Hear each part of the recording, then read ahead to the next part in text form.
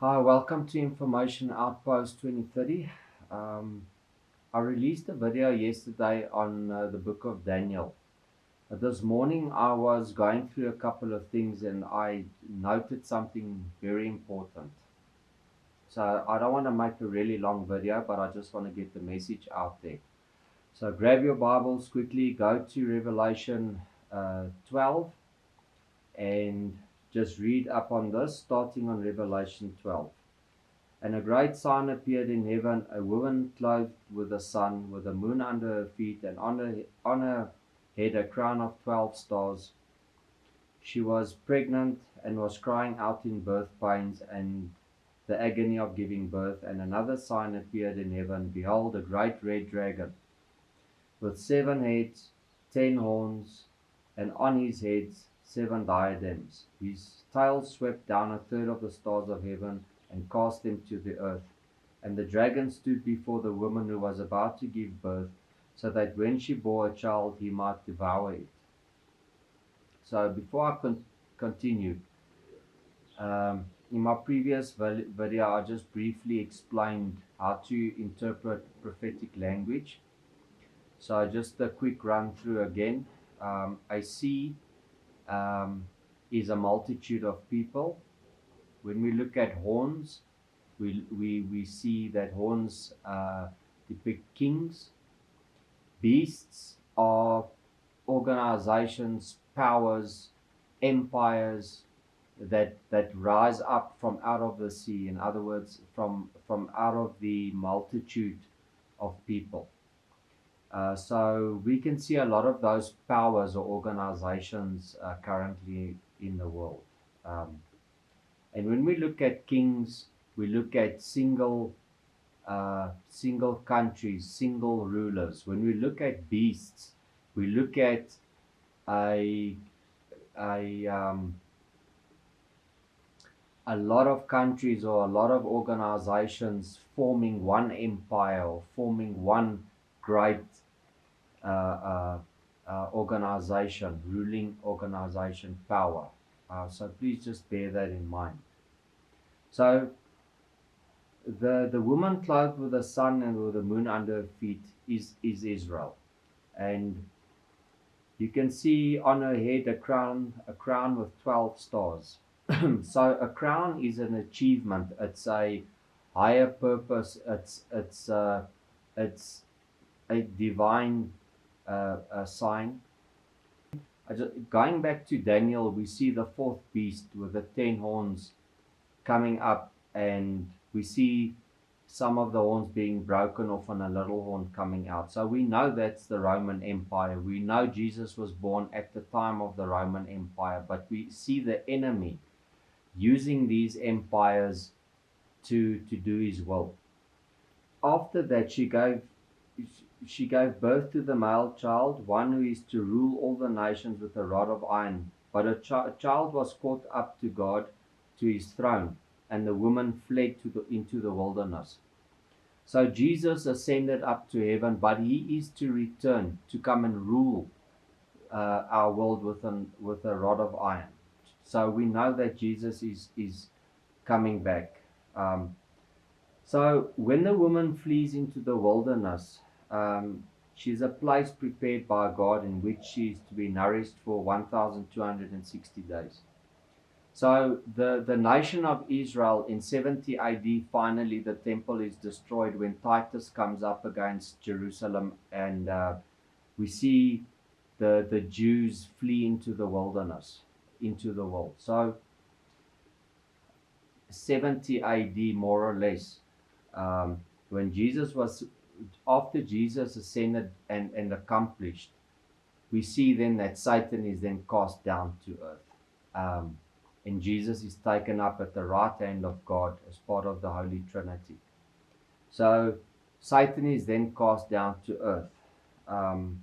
And we see that the dragon goes after the seed of the woman. So later on, we see the First World War, and then we see the Second World War, and we see a flood going after the seed of the woman, and then the world swallowing up that flood. So we see the genocide, the Jewish genocide take place, but as well we also see under the Roman Catholic Church coming through the ages how many saints being martyred.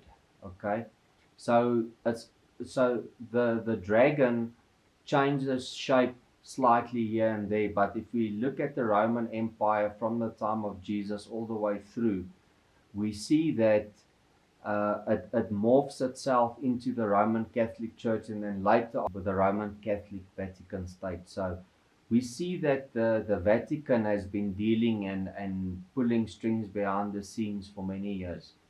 But then in the Second World War, we see the rise of Hitler, but also Mussolini of Italy, the two of them together. And then we see the genocide, the Jewish genocide take place.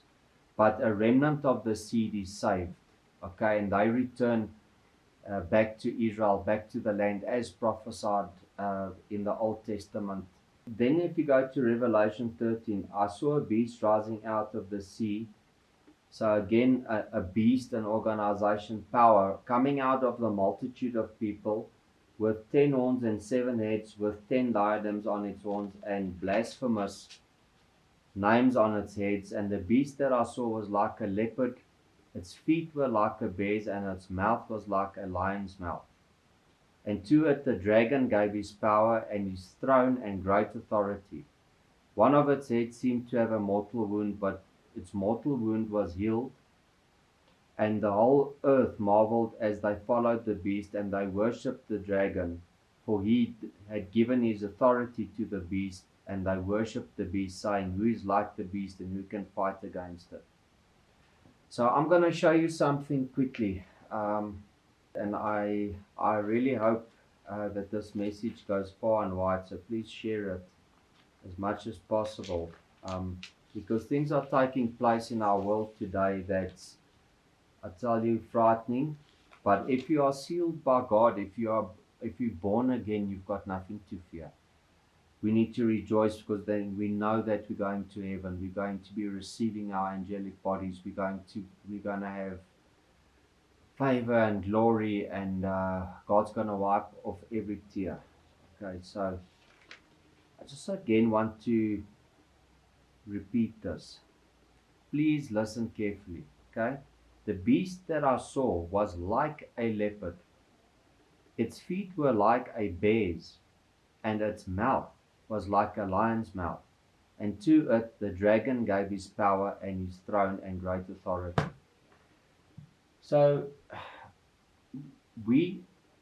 I think when we look at prophecy, we won't find throughout all the prophecies, we're not going to find one day the prophets say that the bear being Media, Persia, that area, in the next prophet starts talking, and then a bear means no, it's a nation of India or Thailand or whatever. That won't happen. If it was prophesied, a certain country is depicted by a certain image, it remains the same all the way through until the end. So when we again read and we look at prophecy and we see feet as a bear, right, we need to remember Media, Persia. We need to remember Iran, that area, Dagestan, Uzbekistan, that northern part past Iran, modern day, and we can see that region or that area, that Turkey area as well. So that's one side of it. Then we see that it looks like a leopard. All right, so we know that the Greek Empire was the leopard depicted by Daniel, and then it looks like a mouth of a lion. So remember now, Babylon was the lion. So when we see a mouth, we must remember that a mouth speaks. So that's information, that's culture, that's religion, everything else. So we also read later on of Mystery Babylon. So the lion is Babylon, and we hear about a mystery Babylon. So that mouth speaking, that Babylon speaking against God, you know, we really need to think hard about this. We need to, you know, when we look at these global powers and we see discussions taking place and things being said, and we read here a mouth of a lion, we need to understand that it's reflecting back to Babylon. And when we look at mystery Babylon, we need to think also about that Roman Empire and all the signs and the symbols. Okay, please read the word, please understand the symbols. It's really important that we understand the symbols. I didn't do much editing on this video because I wanted to get this message out to you guys as quick as possible.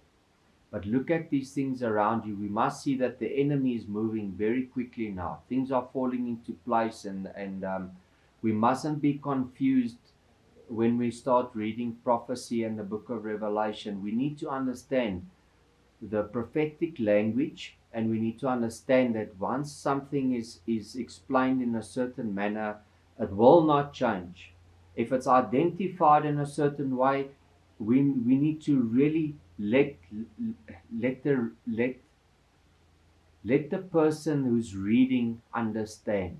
So we need to understand what the prophecy is telling us. We need to read the word so that we understand where it's coming from. That's why you cannot, to understand prophetic word, you can't only read the New Testament. You've got to go and read the Old Testament so you get the background of where everything's coming from. Then when you read New Testament prophecy, such as the book of Revelation, you understand what it's talking about, and you know how to put all those little puzzle pieces together.